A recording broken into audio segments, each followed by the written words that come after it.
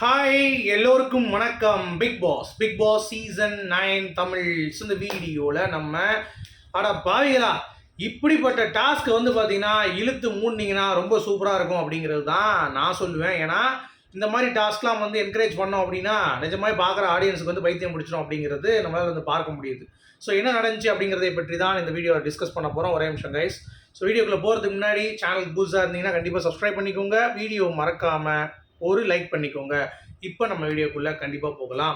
So இன்னைக்கு live ஸ்ட்ரீமிங்கில் வந்து பார்த்தீங்கன்னா ஆதிரை அவர்கள் பாட்டில் எடுத்துகிட்டு போகும்போது அவங்க பிரச்சனை. இதுக்கு முன்னாடி நான் பண்ணதெல்லாம் வந்து பார்த்தீங்கன்னா வீடியோ போட்டிருக்கேன். ஸோ பார்க்காதவங்க அந்த கண்டினியூட்டி நீங்கள் பார்த்துட்டு வந்துருங்க.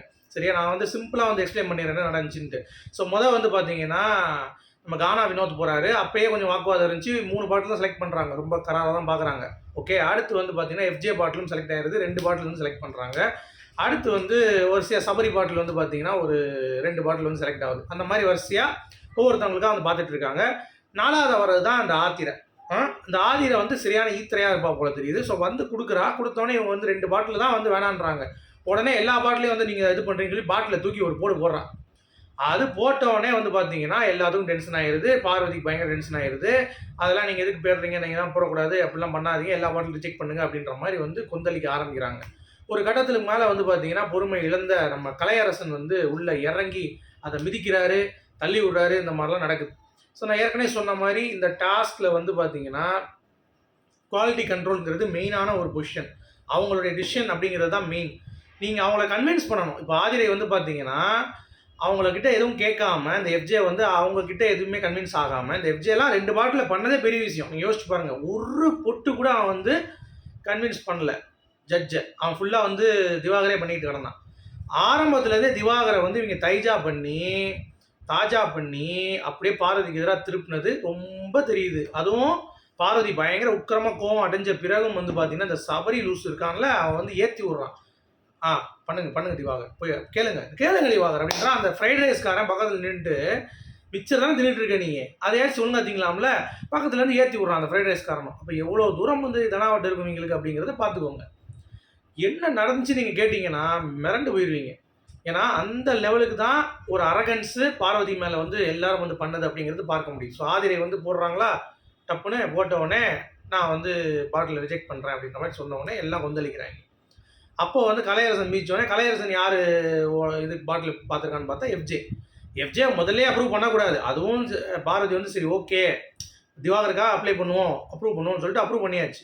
அவன் கம்முன்னு இருக்கானா அங்கே இருந்துட்டு வந்து பார்த்தீங்கன்னா அவளை மார்க் பண்ணுறது பயங்கரமாக வந்து பார்த்தீங்கன்னா காலை நக்கறாலாம். அதாவது திவாகர் முடியறது தான் என்னாலும் ஓகே அப்படின்னோடனே காலை சபரியை வைக்க சொல்லி அந்த பாகுபலி வைப்பாங்களோ அந்த மாதிரி வைக்க சொல்லி அந்த காலை வந்து அப்படி நக்குறான் எஃப்ஜே. ஸோ இவனுக்கு கண்டிப்பாக ரெட் கார்டு கொடுக்கணும். இதோட அரகன் பிஹேவியர் மகத்து கிடையாது. மும்தாஜ் பின்னாடி போய் ஈந்தான் சொன்னானே தவிர மற்றபடி மகத்துக்கு ரெட் கார்டு எப்படி கொடுத்தாங்களோ அதை விட 10 மடங்கு கேஸ் எஃப்ஜே பண்ணுறான். நான் ஏற்கனவே சொல்கிறேன், அவனோட ஆட்டிடியூட் சரியில்லை, ரொம்ப கேவலமாக பண்ணுறான். சரியா? அதுவும் இல்லாமல் ஒரு மாதிரி பண்ணுறாங்க, நக்கிற மாதிரிலாம் பண்ணுறான். ஸோ சபரியை கூட நின்று அதுக்கு வந்து ஊதிட்டு இருக்கான் அப்படிங்கிறது பார்க்க முடியுது. இந்த கனி வந்து இப்படிலாம் கேவலமாக பேசுவாங்களா, இவங்களுடைய முகம் வந்து இப்படி தான் இருக்குமா அப்படிங்கிறது. அதாவது தேவையப்போ கேப்டன், தேவையில்லாதப்ப பிளேயர். எங்கே முக்கியமாக சண்டை நடக்குதோ அங்கே தான் கேப்டனாக நீ வரணும். அங்கே நீ பிளேயராக இருந்து வன்முறை வெடிக்கும் மயிரை பிடுங்கும் அப்படின்ற மாதிரி கத்திட்டேன். ஓகே, அதுக்கடுத்து வந்து பார்த்தீங்கன்னா நான் வந்து கேப்டன் ஆகிட்டேன். இப்போ ஏன் வந்து பார்வதி கோச்சிட்டு போகிற பிறகு இந்த அம்மா கேப்டன் ஆகிட்டாங்களாம். பார்வதி கோச்சிட்டு போகிற பிறகு கேப்டன் ஆகிட்டு நான் வந்து கேப்டன்ஷிப் பண்ணுறேன் அப்படின்ற மாதிரி வந்து பண்ணுறாங்க. நீங்கள் காலையிலேருந்து என்ன பண்ணீங்க? சாப்பாடு கொடுக்குறதுல எச்ச துப்பி கொடுத்தீங்க, மாதுளம்பழத்தில் எச்ச துப்புனீங்க, டீயில் வந்து பார்த்தீங்கன்னா எடுத்து டீயை நக்கிட்டு அப்படி வைக்கிறீங்க. உங்களுடைய பொறுப்பு ஏதாவது ஒன்று செஞ்சீங்களா? நீங்கள் வந்து லக்ஸரி ஃபுட் எடுக்கக்கூடாதுங்கிறது பொறுப்பு. லக்ஸரி ஃபுட் எடுத்து கலைக்கு விட்டுறீங்க. எவ்வளோ ரூல் பிரேக்கு, எவ்வளோ விதிமீறல் அப்படிங்கிறது எல்லாத்துக்குமே தெரியும். ஒரு கேங்காக வேறு நீங்கள் ஃபார்ம் பண்ணி ஒருத்தவங்களை போட்டு டார்கெட் பண்ணுறீங்க. அவங்க என்ன தான் அவங்களை டார்கெட் பண்ணுறோம். நான் கூட காலைல பார்வதி தப்பாக நினச்சிட்டேன். சரி எதுக்கு இதே பண்ணிகிட்டு இருக்கா பார்வதி, இதை விட்டுலாம், அவங்க பாட்டு வேலையை பார்த்துருவோம்னு சொல்லி நினச்சேன். பியானா பண்ணுற மாதிரி இன்றைக்கி அவங்க வேலையை பார்த்துட்டு போட்டுன்னு நினச்சேன். ஆனால் பார்வதி பண்ணுறது தான் இவங்களுக்குலாம் கரெக்டு. எல்லாருமே உள்ளே இருக்கிறவங்க இந்த கலையரசன் கூட இப்போ சேர்ந்துட்டான். கெமி, நம்ம இவன் எஃப்ஜே, கனி, ஆதிரை, இவங்க எல்லாரும் விக்ரம்லாம் இன்னைக்கு வந்து விக்ரம்லாம் பார்வதியை ஒதுக்கி வைக்கணும்னா இப்போ வந்து பார்த்தீங்கன்னா பார்வதி என்ன பார்வதி இதெல்லாம் நீ வர இப்படி எதுக்கு நீ வெளியே வந்த, நீ கொஞ்சம் பார்த்து பண்ணு அப்படின்றான். டேய் மூதேவி, நீ எல்லாம் என்னடா தரங்கட்ட மூதேவியாக இருக்க அப்படின்ற மாதிரி தான் நமக்கு தோணுது. ஓகேவா? ஒரு கட்டத்துக்கு மேலே என்ன பண்ணுறாங்க, எல்லா பாட்டிலையும் நீங்கள் கழிச்சு விட்ரு அப்படின்னு சொன்னோடனே வினோத் பாட்டிலாம் தூக்கி ஊற்றுறாங்க.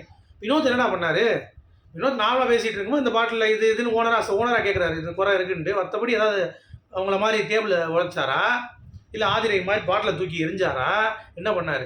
நீங்கள் போட்டது தான் சொன்னார், சார் பாட்டில் போடாதீங்க கீழே உடையுங்க. அப்போ அந்த மனுஷன் பாட்டில் தூக்கி ஊற்றுறேன், அவர் டென்ஷன் ஆகிட்டார். அவர் உடனே ஓடி போய் சபரி இதெல்லாம் தூக்கி கீழே ஊற்றுறாரு. அது தெரியாது அவருக்கு சபரி இதுன்னு. உடனே சபரி இங்கிட்ட வந்துட்டு நான் பாட்டில் தொட்டினா நீ இது தொட்டுற அப்படின்றான். அவர் கூட 2 பேருக்கு சண்டை வருது. இந்த மாதிரி வாக்குவாதம் ஆகிட்டு இருக்கிறப்ப இவர் என்ன பண்ணுறாரு, சரி ஓகே சபரியை மட்டும் வச்சுட்டு எல்லாத்தையும் ஊற்றிடுவோம்னு சொல்லி திவாகர் ஒரு முடிவு எடுத்துடுறாரு. அவரே பாரதி சொல்கிறான், இரு நான் சொல்கிறேன்றா அந்த ஆள் காதலே வாங்க மாட்டான். ஏன்னா எஃப்ஜே இதெல்லாம் முதல்ல அவன் வந்து ரிமூவ் பண்ணியிருக்கணும், அதெல்லாம் பண்ணல. அதே மாதிரி எவனும் குவாலிட்டி டீம் கிட்ட நிற்கக்கூடாது. கனியிலேருந்து சபரியிலேருந்து அப்போ எல்லாரும் தான் குவாலிட்டி டீமில் வந்து நின்று பேசிகிட்டு இருந்தாங்க. அப்போ எல்லாருடைய பாட்டில் தான் ரிஜெக்ட் பண்ணோம். பாரதி தான் சொல்கிறான், எல்லாரும் வந்து நின்று இங்கே எகிரிட்டு இருந்தாங்க, எல்லாரும் கத்திட்டு இருந்தாங்க. அப்போ எல்லாருடைய பாட்டிலையும் நீங்கள் வந்து ரிஜெக்ட் பண்ணுங்கன்றாங்க. நோ, சபரி எதுவும் பண்ணல. ஏன்னா சபரி ஓனராக வந்து பார்த்தீங்கன்னா எதுவும் பண்ணலையே, அவன் தான் காலை நக்கிட்டு இருந்தான், அதை கூட நீங்கள் பார்க்கலடா அப்படின்ற மாதிரி இருந்துச்சா? எவ்வளோ ஒரு கேவலம்.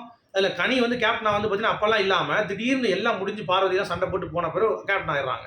கேப்டன் ஆகி இப்போ நீங்கள் முடிவு சொல்லுங்கள், எங்களுக்கான இதை நீங்கள் கொடுங்க அப்படின்ற மாதிரி சொன்னால் எந்த விதத்தில் நான் பார்வதியை போமா அப்படின்னா பிச்சை எடுக்கிற மாதிரி இருக்குது அப்படின்றான். கனி பின்னாடியே வந்துட்டு பின்ன பிச்சை எடுக்கிற மாதிரி தான் இருக்கும், நீ என்ன மூடிட்டு இருக்க வேண்டியதானே அப்படின்ற மாதிரி தான் இருந்துச்சு.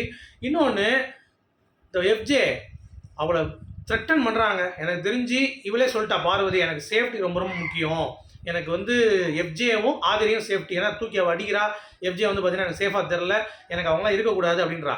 நான் ஒரே ஒரு ரூல் தான் சொல்கிறேன். அந்த ரூல் என்ன போட்டிருக்கு, குவாலிட்டி செக்கில் ஒருத்தர் தான் நிற்கணும்னு சொல்லியிருக்காங்க. ஒருத்தர் தவிர எல்லாரும் நிற்கிறாங்க. அப்போ எல்லாருமே நீங்கள் வரிசையாக நிற்கும் பொழுது எப்படிங்க அது வந்து ஒத்துக்க முடியும்? எப்படி அது நியாயமாக இருக்கும்? எப்படி அது நீங்கள் யோசிச்சு பாருங்கள். அதுவே முதல் ரூலில் ஃபஸ்ட்டு பிரேக் அது. அதை யாருமே கேட்க மாட்டாங்க. இந்த ஆளுக்கு அது புரியல. இவர் வந்து பிரேக்ன்றாரு, ஸ்டார்ட்ன்றார். 4 பேர் சேர்ந்து ஒரு வார்த்தை சொல்லிட்டாங்கன்னா கனியெல்லாம் அவ்வளோ இன்ஃப்ளூயன்ஸ் பண்ணுறாங்க திவாகரை. அவரால் வந்து பேசவே முடியல. ஐயோ அம்மம்மான்றார் திவாகர். எதுவுமே கேட்க கூட முடியல, அவரால் காது கொடுத்து கூட பயப்படுறாரு மனுஷன். அப்புறம் அவரே வந்து பார்த்தீங்கன்னா எல்லாத்தையும் கேன்சல் பண்ணி விட்டாரு. எனக்கு வந்து அது முடியாதுன்னு சொல்லிட்டு வாரம் வெளியே வந்துட்டான். அப்புறம் போய் இவர் பின்னாடி போய் அம்மா ப்ளீஸ்மா நீ வராதனே, உனக்கு அவங்க தானே கஞ்சி ஊற்றுறாங்க, நீ அவங்ககிட்டே இருந்து கொண்டா, ஏமா உனக்கு சோறு போடலையான்னு சொல்லி அவர் வராரு. இல்லை நீ வராத, எனக்கு பிடிக்கல, நீ வராதன்ற. உன்னை எதுக்கு என்னை கேட்டு நீ பண்ணாமல் விட்ட, நீ எதுக்கு பண்ணுற அப்படின்னு. நான் தான் எல்லாத்தையும் பண்ணிட்டு கரெக்டாக பண்ணியிருக்கேன்றான். கரெக்டாக அடி பண்ணுற, எல்லாத்தையும் கேன்சல் பண்ணணும்ல, சபதம் இந்த இடத்துல நின்னா அப்படின்ற மாதிரி அந்த பாயிண்ட்டை இந்த ஆளுக்கு புரிஞ்சிருக்கா புரியலையா அப்படின்றது வந்து பார்த்தீங்க அப்படின்னா நமக்கு தெரியவே இல்லை. இதெல்லாம் வந்து கேடுகட்டத்தனமாக இருந்துச்சுங்க. சீரியஸாக சொல்கிறேன், ரொம்ப கேடுகட்டத்தனமாக இருந்துச்சு. நிஜமாவே பார்வதி அவங்க பொசிஷனில் யாராக இருந்தாலும் சரி இந்நேரம் வந்து ஹேண்டில் பண்ணுறது ரொம்ப கஷ்டம். அது இந்த மாதிரி ஒரு ஆளை வச்சுக்கிட்டு, நான் சொன்னேன் திவாகர் பேர் வேறு யாரை கூட வச்சிருக்கலாம், வேறு புரிஞ்சிருப்பார் கேம் அப்படிங்கிறது தான். இவர் திருப்பி நான் பாரு எல்லாத்தையும் கேன்சல் பண்ணிங்கன்றாரு. இது கிடையாது. இது வந்து ஒட்டுமொத்தமாக ஒரு பெண்ணை எல்லாரும் சேர்ந்து கார்னர் பண்ணி அடித்து காலி பண்ணுற ஒரு கேமாக இருக்குது. இதை தயவு செஞ்சு பிக் பாஸ் இழுத்து மூடணும் இந்த டாஸ்க்கை. இதுக்கு மேலே வேண்டாம், கேன்சல் பண்ணுங்கள். இது செட் ஆகலை. பிக் பாஸ் வந்து இது பண்ணிட்டா வியானா கரெக்டாக சொன்னாங்க. இப்போ என்ன அவங்க வரலையா, பார்வதி வரலையா, சரி நீங்கள் பிக் பாஸ்ட்டை கேளுங்க, நானே பண்ணிக்கலாமா இல்லை வெயிட் பண்ணணுமான்னு சொல்லி, அவ்வளோதான். அதை அப்படி மூவ் பண்ணணும் கேமை. அதை விட்டுக்கிட்டு உட்காந்துக்கிட்டு இவங்க வந்து பார்த்தீங்கன்னா நான் பண்ண மாட்டேன், நீ முடிஞ்சால் பண்ணிப்பாரு, நான் வந்து பெரிய கிங்கு மயிர் அப்படின்ற மாதிரிலாம் பேசிகிட்டு இருக்கானுங்க அப்படிங்கிறது பார்க்க முடியுது. ஸோ உங்களுடைய கருத்துக்கள் சொல்லுங்கள். மீண்டும் சந்திப்போம். Good bye.